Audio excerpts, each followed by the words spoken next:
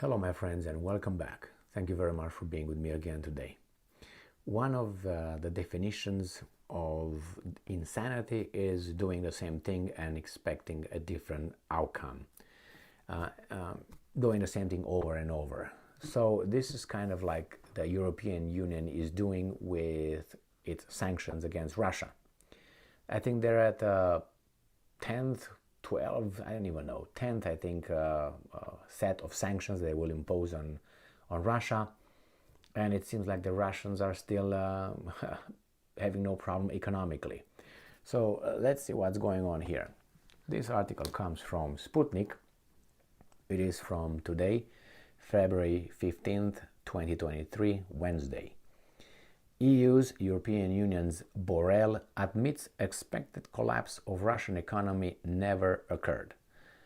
Maybe you remember that when the first sanctions were imposed on Russia after the 24th of February 2022, they expected the ruble to just slam the pavement and stay there forever, the Russian economy to go forever gone and never recover.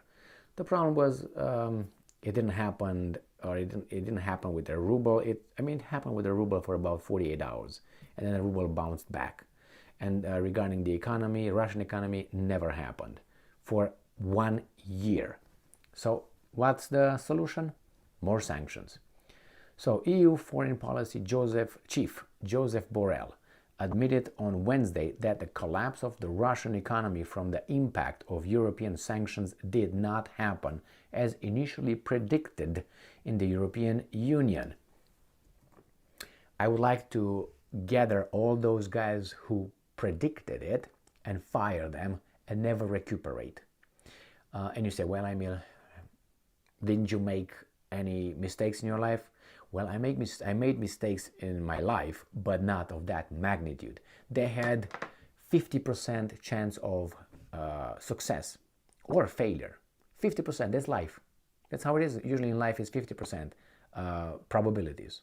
If you learn probabilities, I think in the 9th grade, where I learned it, then you find out that actually it's about 50-50. So same here. When you have a 50-50 chance, you're not taking a risk. You're just normality, right? Because you can succeed or you can't succeed. Now these guys had just two odds. It was what? 1 out of 2, and they blew it. And based on that information, how many people were hurt? Actually, more on their side than on the Russian side. And I have 2 articles to prove that. Articles actually coming from the Western media. But hey, they don't connect the dots because they don't want us to connect the dots. They want us to be obedient, voters, consumers, and beer drinkers. So let's see what's going on here.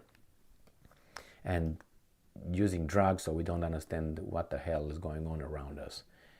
With all this legalization of drugs, I'm for it. It's just go ahead. If it's illegal, just make a fool of yourself. But then if you're able to support yourself, go ahead. But if you're not able, who do you expect to support you? The state? Do you mean other people's taxes that were taken from them? No, I don't. I don't agree with that one. But that's how it is. Yeah, go and use drugs, use this and that, make it legal in the States, marijuana and all that. Oh, no, it's safe. It's okay. Well, but are you going to be able to function? Because that creates dependency. So what are you going to do with that? You're going to stop working. When you go to work, you can't, and then what? Who's going to support you? I don't think so. But they expect that to happen. So let's see what these guys are saying further. So, and I'm quoting, "It is true that Russian economy has not collapsed and that the GDP is not what has been forecast." Bring the economists, the experts, the analysts. "And it is true that last year it got extraordinarily high revenues that came from oil and gas," end quote, Borrell said during a speech at the European Parliament plenary session. Western countries have been seeking ways to limit Russia's income from oil and gas exports, as well as their dependence on Russian fuel since the countries launched a military operation in Ukraine on February 24, 2022. This is why I think those estimates, those predictions were wrong. Because I think the guys who made the prediction in those positions, they have ideologies. They have a certain ideology and they are delusional, which is they are, in this case, I would say they are narcissistic. They think they are the center of the universe, and without them, everybody else will collapse. Actually, there's a big world out there outside of the 40 countries in Europe, Australia, and United States, Japan, and South Korea. They're a big world over there. A big population, big economies, big land masses, and so on. So these guys thought that the Russians, if they will not do business with Russia, Russia will die. This is like, let's say you have a partner, and all of a sudden you say, you know what, I'm leaving you, and when I'm leaving you, you're gonna be dying because you can't live without me. And the person just flourishes, and you're like, that's what happens with the narcissists. They think if I leave, you're gonna be dying, and then they hate seeing the other person flourishing without them, and say, why in the hell? Maybe it was you who kept that person down? I think so. Anyway, so this is the same with these guys. They're wondering how in the hell our predictions were so wrong. Not wrong that, Russia went down, but, not that bad. No. Russia had great revenues, still had profit as A-OK. So that tells me that these predictions were so ideological based, not technical, not professional, ideological. Without them, without us, they're dying, man. Here, cheers. Yeah, I said on rocks, man. That's how they treat these guys. You don't think so? I've been around these kind of people, and that's how they think. I discussed with them. That's how they do. They think they are, and the other ones are baboons. And without us, but they forget that everything they have is made by those baboons, quote unquote. Without that, the drink that they drink, if you take these people and put them in a field and say, okay, start your life, they will be crying and peeing themselves, and you find them over there in a radius of about 100 feet from the spot you left them, dead in a week or so. Why? Because they don't know anything else to do. What to do? They don't know. They have no information or anything else. Nothing. If they can't fool someone to work for them somehow, no, nothing. But anyway, they are the ones that make so much money, and they have influence, and they're the experts. Take these people and let them alone in the woods. Someone asked me one time, what do you think is the worst thing that could happen to you, or something like this? What would be the harshest thing, or something like this? Or what situation? And I said, maybe left alone in woods, somewhere, I don't know where, in Alaska or Yukon or somewhere else, and start from zero and not having anything, just my Speedos on. That I think would be the hardest test that I think I would do. Why? Because you have to start from zero. It's you and nobody else.